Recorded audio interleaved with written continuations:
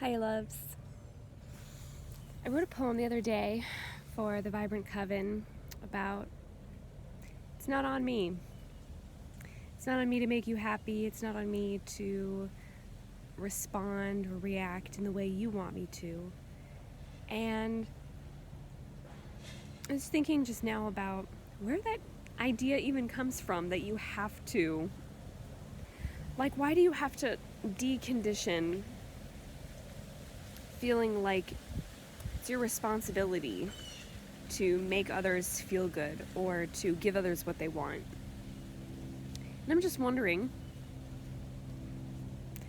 is it an older sibling thing? That the weight of maturity brings you into that adulthood fold before it's really your time, and then suddenly everything becomes your responsibility. Everything falls on you. Is it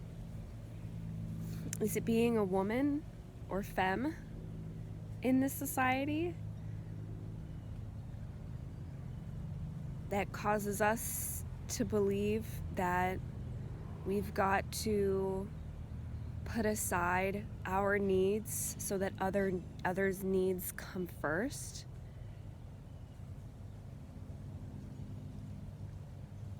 What is it? So I'm posing the question to you all because I really, I would love to get a sense for who else feels like they need to pull that version of themselves out and go, we don't have to do this anymore.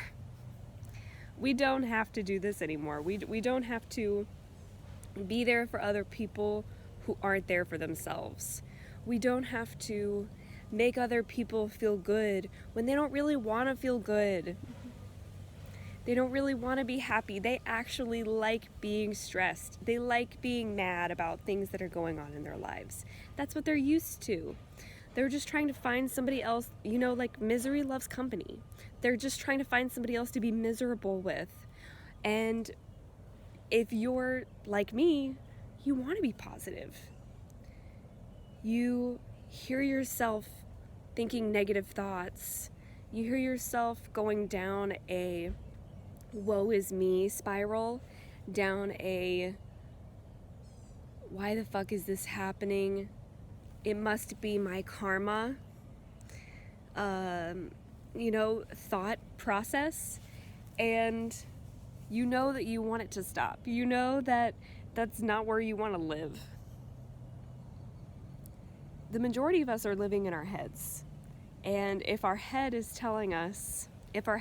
sending messages to the rest of our body, including our hearts, all our poor hearts that have to take all of this abuse from our heads. If we live in our heads, and our head is telling us, you need to do something about this because you really suck. And it looks like the other people around you are starting to notice how badly you suck. And maybe if you start to do more for them and you start to prove to them how much you want them to feel good and to live a peaceful life in their heads and to soothe whatever is going on in their head, maybe if you show them that, then you'll suck less. Because other people will reward you or appreciate you or affirm your existence.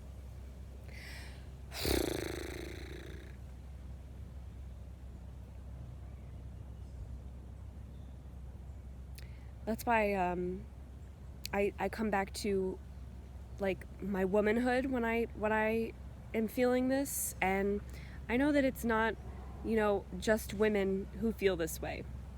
But I want to go there for a second because something that came to me just now was that being a mother or even being a parent, if you're really involved in your kid's life, and you're really present for their needs. That being a parent, being a mother, is a thankless job. Meaning you just give and give and give. You don't hear a whole lot of gratitude. You don't receive a whole lot of you don't have somebody else to mirror back that validation of how much and how well you're doing, because you're just caring. You're just caring on the daily. You're caring every single moment. It is very hard to care that much, that often, with that level of frequency for someone other than yourself. And it's so worthy of affirming. It's so worthy of affirming that caringness. At the same time,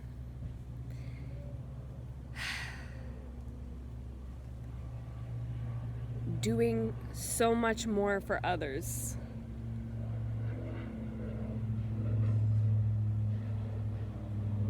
without balancing that in a way that it's not affecting you and how you see your worthiness and your worth and your value. Balancing it with things that are valuable to you, things that feel worth your time. That's how you really pull yourself out of that appreciation trap. Because I think that's what we're all looking for when we take responsibility for other people. I mean, first of all, other people are not our responsibility. If you're a parent, yes, and there's a teaching that goes on as a child and as an adult, where the more that you step in to protect someone else from themselves and they don't actually face the badness of their feelings, the negative consequences of their actions, the less they learn that they must take responsibility for themselves. So in essence, the more that you take responsibility for an adult who really just doesn't want to face the music, really just doesn't want to face the consequences of their actions, the more they will rely on you and guilt you and shame you when you can't be there to take responsibility in the future. The more they will try and get you to be that person forever, because it sure does feel good to play hooky from our responsibility toward ourselves. Sure does.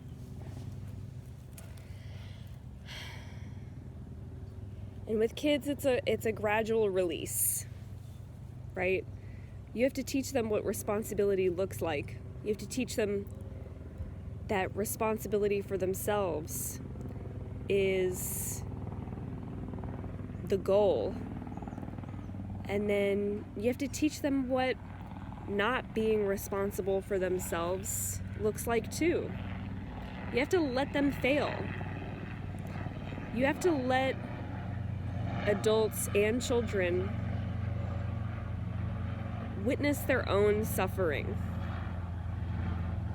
Because that's where compassion comes from.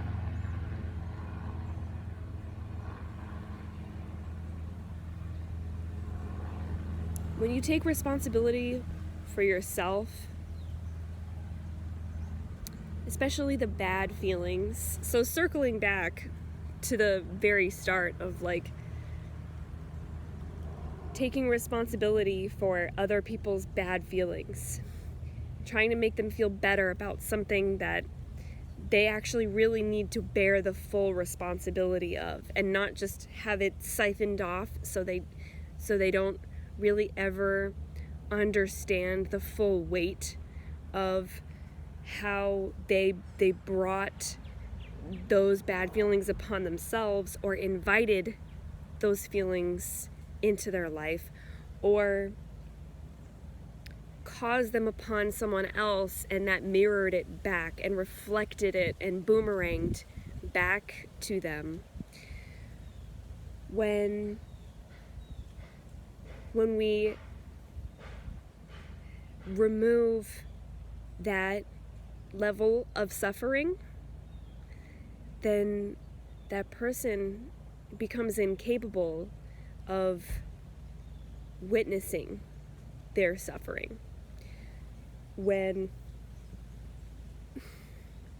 we tell them and assure them that it's okay, it wasn't that bad, it was blah blah blah, and when we make the suffering seem less, and we distance from, we also remove the ability to witness the suffering. So the more distance that we create from suffering for others, the more that we try and remove others from their suffering, or protect them from their suffering, or take on their suffering so that they don't have to experience it, the less they will experience, the less they will witness and recognize their own suffering when it happens in the future. Because suffering pain, it is a part of life. TM. So suffering is going to continue happening. You can't be there for every single time somebody's hurting. And when you become responsible for making sure they don't ever have to experience it, you also become responsible for their lack of compassion. Compassion is witnessing suffering and the desire to relieve that suffering. If you're there relieving their suffering all the time, they don't really need compassion. They don't really need self-compassion, where they're witnessing their own suffering and they're doing something about it, because you're there doing it for them.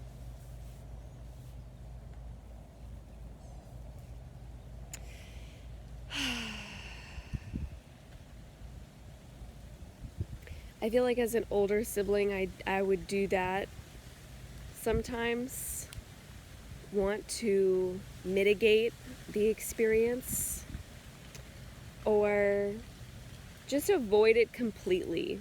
Like if I was the one who was hurting and the hurting was caused by a pattern with my sibling, I would take on the suffering. I would take on the responsibility for relieving that suffering, and I would take on the protection of their feelings by never letting them know my feelings. And that really hurt me in the long run. That hurt our relationship in the long run. Because then it would all pile and stack up. And in the same way that caregivers who just give and give and give and give and give and give reach that boiling point, that max capacity where they explode, I would have stacked up all of these little moments of this is when, this is when, this is when, this is when, this is when. These are all the moments that tie into a pattern of suffering, of hurt, that I am caused when you take these actions around me, toward me.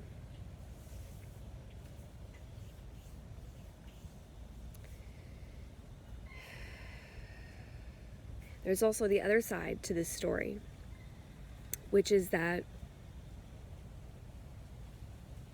it's very often that we take responsibility for other people's hurts and other people's bad feelings and other people's needs because we attribute the responsibility to us.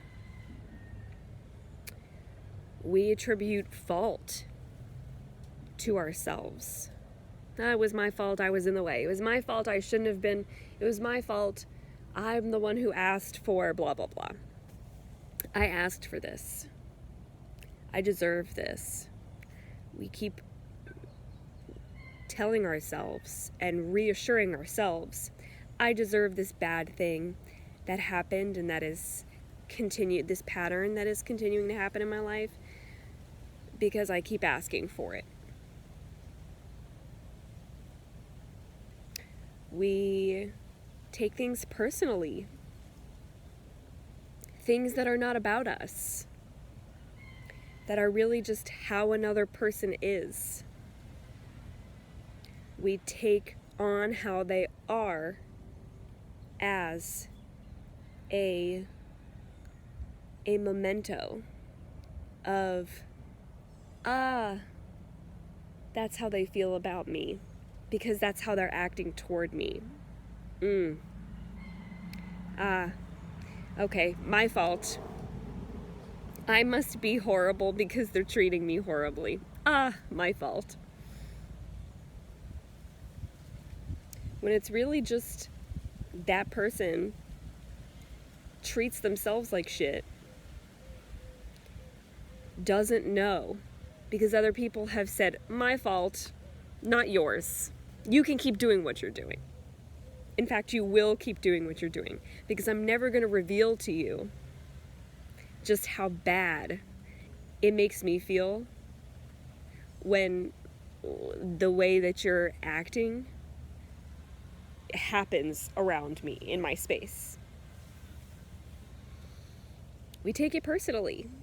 We think it's not just this person acting this way in my space, they're doing this to me. It's at me.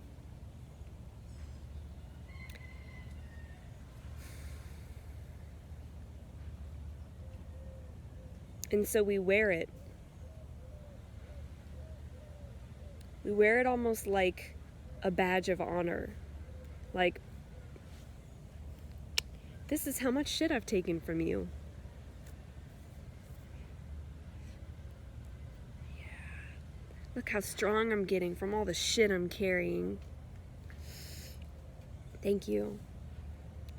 Thank you for making me stronger. Thank you for making me into such a patient, resilient person. Forgiving person. Because I'm always the one flexing the forgiveness muscle. Because I'm always the one flexing the patience muscle. Because I'm always the one.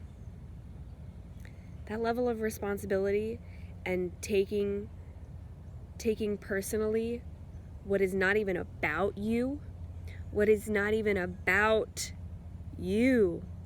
about that person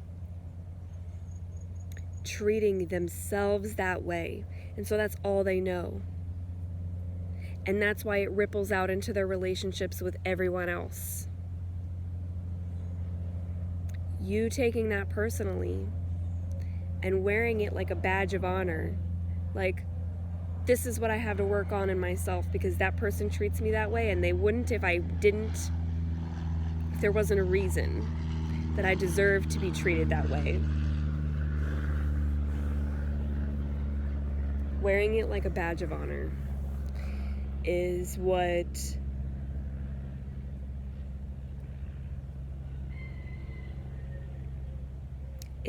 forces us into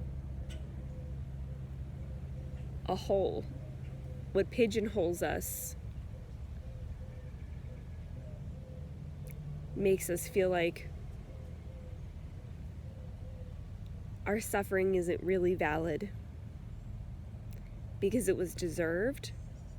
And so therefore the pattern of suffering and hurt, when it does exist, we don't have to relieve it because we deserve it. The suffering that we're experiencing is our punishment for being how we are, for being so bad, so deserving of the bad treatment that we've been experiencing, that how could you relieve suffering if you deserve it? Why would you want to take a punishment away from yourself if you believe that you deserve it?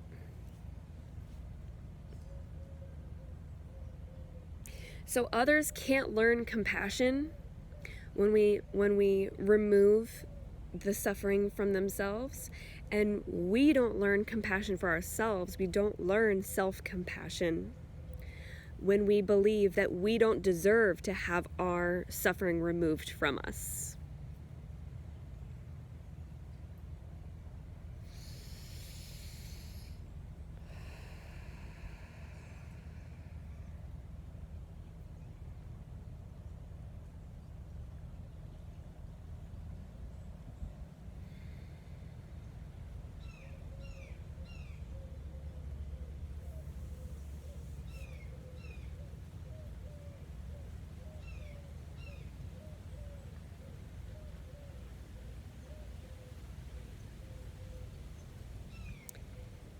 I wanted to take a trip down this rabbit hole because I feel that there are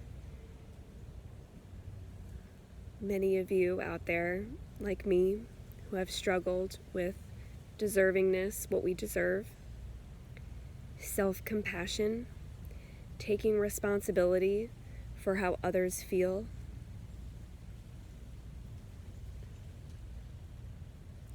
what others do, what others need.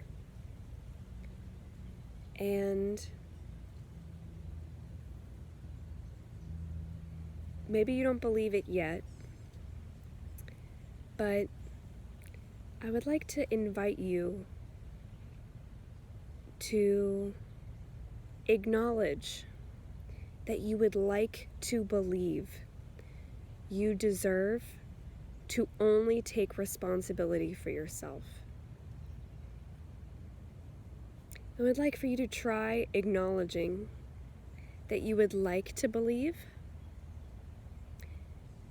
that you don't need to make others happy in order to be deserving of happiness.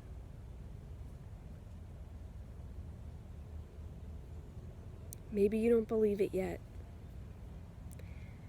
but I hope that you can acknowledge that you would like to believe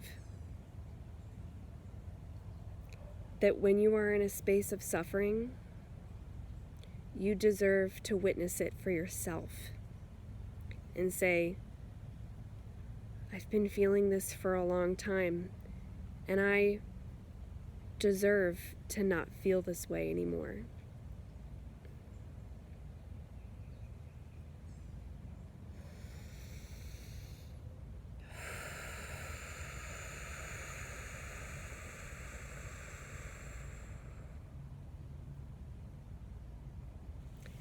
I love you. I hope that you can acknowledge the belief that you are deserving of love. Acknowledge that you would like to believe you are deserving of all the love you desire. And I hope you have a beautiful, wonderful rest of your day.